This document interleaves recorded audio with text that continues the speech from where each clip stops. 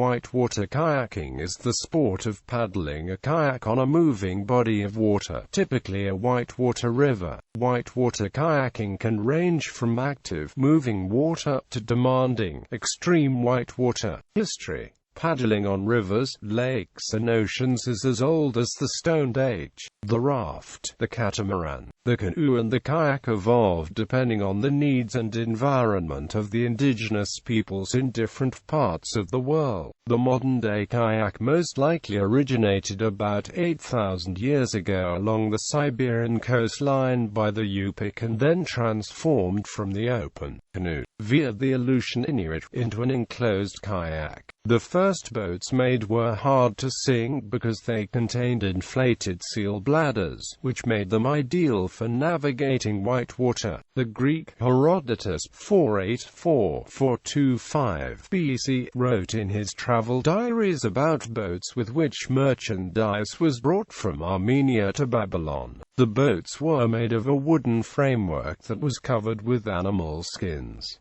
Mules hauled the precious skins back to Armenia. The Russian Grigory Ivanovich Langsdorff reported from his trip around the world on the ease and elegance of paddling Eskimo kayaks, canoes. The Scot John McGregor came back from his North American trip full of excitement about the kayak canoe and in 1860 started building 6 boats that closely resemble Eskimo canoes, kayaks, weighing up 80 pounds. In 1866 he published the book 8,000 Miles in the Rob Roy Canoe. The timing was right and the book became a resounding success, with the Industrial Revolution leading to more leisure time in the middle of the 19th century. People in Europe started to enjoy floating down rivers in all kinds of contraptions, taking in nature previously only available to a selected few. 1905, Alfred Heuerich, an architectural student from Leipzig, Germany, invented the fallboot, a folding kayak called fallboat in the U.S. Heuerich went on to paddle over 100,000 kilometers on rivers and lakes. 1907, Alfred Klepper, a master seamster from Rosenheim, bought the patent, improved the rigidity with a lever system and started production. Born was the Western culture's invention of a paddle craft that for the first time in human history that allowed hardy enthusiasts to see wild river sections and canyons never before seen by the human eye. The design made it not only suitable for whitewater but also easy to travel with and affordable. World War I stopped any progress. 1920s boating on WW with fallboats developed. Boaters flocked to rivers and lakes by train or bus. During that time, the Austrian Edi Hans Paulater reinvented the Eskimo roll. 1927, Franz von Alba, and then Klaus and Arndt von Rautenfeld, claimed to have independently developed a roll with the sea kayaks. Early 1930s, Walter Frenz, Herbert Rittlinger and a handful of others became pioneers and advocates of WW kayaking with documentaries and books. 1933, Adolf Hitler started to dissolve kayak clubs. They did not serve his plan and the impact on the sport was devastating. World War II brought the paddle sport to a total halt. 1946/48, depending on the region. The Allies gradually lifted the ban on river travel in Germany. Paddle clubs were again allowed to form. 1952, Walter Frenz published an inspiring book in Den Schluchten Europa that gained popularity. The book was based on his river trips prior to World War II. Publications in those days told great stories with awesome pictures of first descents but with little information regarding river conditions. The tough times of the post-war era had come to an end and people traveled abroad again looking for adventures with fallboats and canoes. 1955, Herbert Beschin in Stuttgart built the first polyester fiber kayak. Despite the much improved maneuverability and material, Beschin's hard shell was received with skepticism by paddle sport enthusiasts who were in love with the fallboats and depended on public transportation. The ice broke when owning an automobile became affordable. The hard-shell kayak was easily hauled to rivers and remote points that were not accessible before. In the late 60s, the WW sport started from Europe to spread around the world and transformed from adventure trips into a hardcore sport. With it came safety consciousness and protective gear. 1973, Tom Johnson, a racer and trainer from Kernville, California, designs and markets the Hollow Form, the first roto-molded polyethylene boat. It was mass-produced by a garbage can manufacturing company. These virtually indestructible boats revolutionized the sport and quickly took off in California. Paddlers no longer had to constantly repair the boats during and after trips. They began to be able to use rocks as part of the strategy of negotiating difficult rapids. Hard runs became more accessible to less skilled paddlers. 1980, the manufacturer Prejean in Rosenheim introduced polyethylene to Europe, which made WW boating virtually maintenance and repair-free in giant contrast to the Fault boot which had started it all. 1980, Holger Machtschik, together with Eskimo Kayak Company in Landsberg, Germany, developed the first 2.2 meters playboat called Topolino, which galvanized kayaking into many new and exciting forms of extreme sports. Types. There are 5 subcategories in whitewater kayaking. River running. River running is the essential, and some would say most artful, a form of kayaking, whereas its derivative forms have evolved in response to the challenges posed by river running, such as pushing the levels of difficulty and/or competing within its environs. River running, of its own right, is more about combining one's paddling abilities and navigational skills with the movements and environments of rivers themselves. Important to a river runner is the experience and expression of the river in its continuity rather than, say, a penchant for its punctuated vertical features. As for kayak design, a pure river running boat can be said to have driving ability, a blend of qualities that enables the paddler to make the most of the differential forces in the river's currents. For example, instead of spinning or pivoting the boat to change its direction, a river runner will drive the boat in such a way as to make use of the river's surface features, thus conserving the boat's speed and momentum. Principal design characteristic of river running kayaks is the comparatively longer length and narrower breadth. The longer length at the waterline not only helps to carry speed, but the longer arcs thus created between stem and stern allow the boater to more efficiently and gracefully carve into, through and out of eddies and other currents. Creaking. Creaking is perhaps best thought of as a subcategory of river running, involving very technical and difficult rapids, typically in the grade Class 4 to V range. While people will differ on the definition, creaking generally involves higher gradient, and is likely to include running ledges, slides, and waterfalls on relatively small and tight rivers, though some will allow for very large and big volume rivers in the definition. Kayaks used for creaking usually have higher volume and more rounded bow and stern, as these features provide an extra margin of safety against the likelihood of pinning, and will resurface more quickly and controllably when coming off larger drops. Creek boats usually have increased rocker or rise fore and aft of the cockpit for maneuverability. Extreme racing is a competitive form of this aspect of whitewater kayaking, in which kayakers race down steep sections and generally dangerous sections of whitewater. Slalom is a technical competitive form of kayaking, and the only whitewater event to appear in the Olympic Games. Racers attempt to make the way from the top to the bottom of a designated section of river as fast as possible, while correctly negotiating gates. There are usually 18 to 25 gates in a race which must be navigated in sequential order. Green gates must be negotiated in a downstream direction, red gates in an upstream direction. The events are typically conducted on grade, Class 2 to grade, Class 4 water, but the placement of the gates, and precision necessary to paddle them fast and clean, makes the moves much harder than the water's difficulty suggests. Pro-level slalom competitions have specific length for kayaks, new rules, width, and weight requirements for the boats, which will be made out of Kevlar, fiberglass,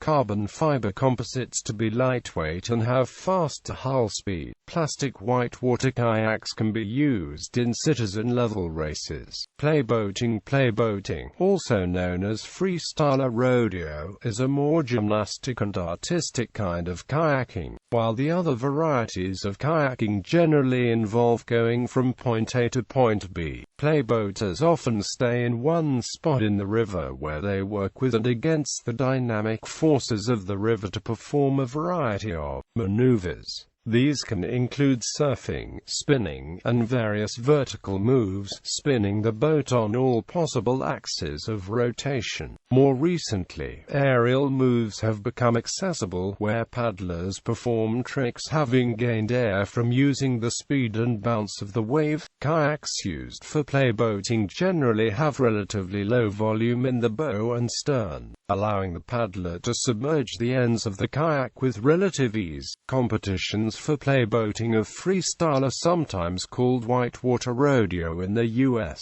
but more frequently just referred to as freestyle events in UK and Europe. Some famous playboaters are Eric Jackson, Stephen Wright, Peter Zonka, and James Bebbington. Squirt boating incorporates the use of low-volume boats to perform special moves in whitewater features. Squirt boating predates, and was critical to the foundation of playboating. Squirt boats are often fairly long and flat, with low volume throughout the design, because squirt boats are custom-built to the paddler's weight, inseam, and personal preference. They are constructed with composite materials instead of plastic. Many squirt moves are intended to submerge all or part of the craft and paddler, such as the mystery move, in which both the boat and the paddler submerge completely into the river's flow for several seconds and up to half a minute. Techniques.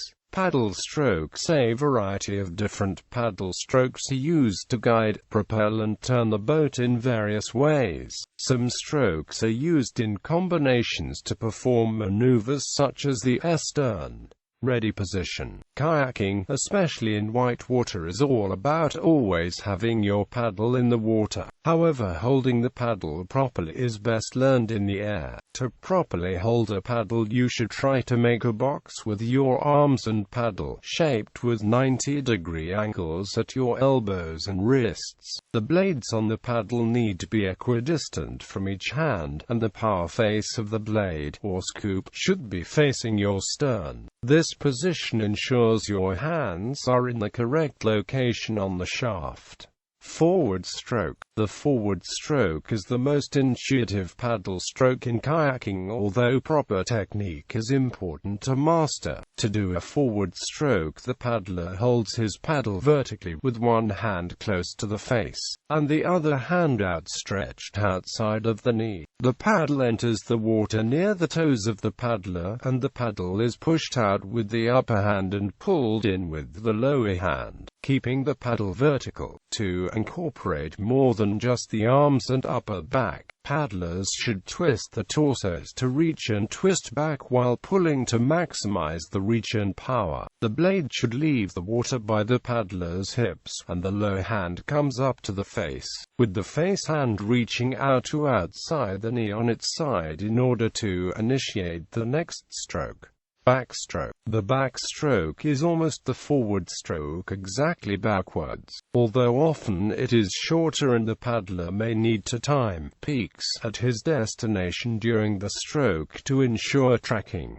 Low brace. This is an important stroke to learn as paddlers move from flat water to white water, as it is a flip prevention stroke. The low brace is a manipulation of the ready position in kayaking. With the box commented on above, the paddler rotates their elbows up so the power face faces the sky. To brace, the paddler takes the box and moves it out to the side they are falling over on. Keeping their elbows high, they can slap the outstretched blade down on the water and push down and slide it back towards the boat as they redistribute the weight over of the boat, stopping themselves from flipping over. High brace. If the paddler is already well on the way to flipping over, they may use the high brace to right themselves. By dropping their elbows and reaching the necessary blade to the surface on the side they are flipping on, the paddler can use the power face to pull down on while doing a side crunch to redistribute the weight over the boat. It should be noted that the high brace is exactly the same technique as the sea-to-sea roll when the paddler is closer to being upside down. Forward sweep. In order to turn, the paddler needs to master the forward sweep. In paddling, momentum is the paddler's best tool for successful advancement, and so ruddering a back sweeps as a way of turning results in decreased momentum and a higher chance of getting flipped or caught in a hole or wave. To forward sweep right, the paddler will need to bring the left blade to the toes like they would in a forward stroke, although this time they will drop the right hand from the face to the biceps, making the paddle more horizontal. They will then move the blade in a semicircle around the boat, finishing at the stern. Back sweep. The back sweep is the forward sweep in reverse. Move the blade from the stern to the bow in a semicircle. Matching forward sweeps and back sweeps together is the fastest way to turn a boat if needed.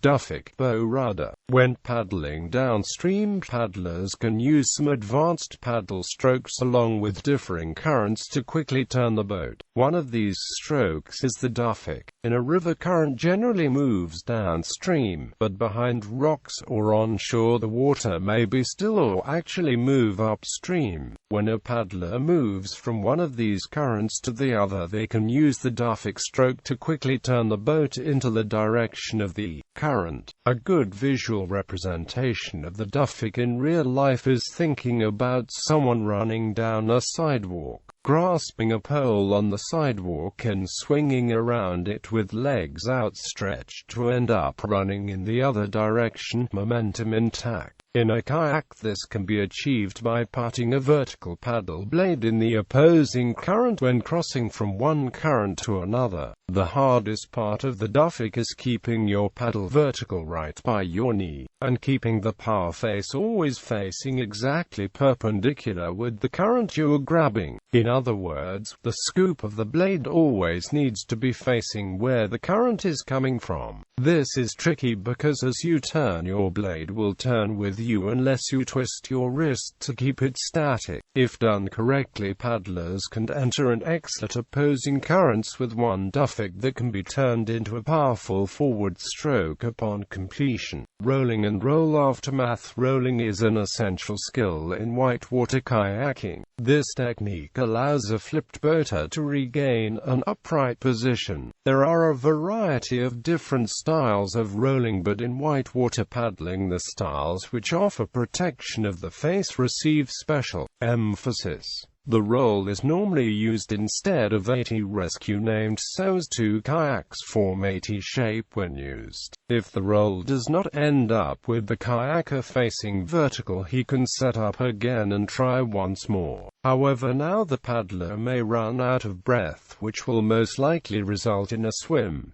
A swim is exiting the boat completely and entering the water. Boofing. Boofing in whitewater kayaking refers to the raising of the kayak's bow during freefall while descending a ledge, ducking behind a boulder, or running a waterfall. This technique is used to avoid submerging the bow of the kayak by ensuring it lands flat when it hits the base of the waterfall. The term is an onomatopoeia which mimics the sound that is usually created when the hull of the kayak makes contact with water at the base of the Waterfall. Another type of boof is the rock boof, which is a move that uses a glancing impact with a boulder at the top of a ledge to bounce the boater over a downstream feature, often finished with a mid-air eddy turn.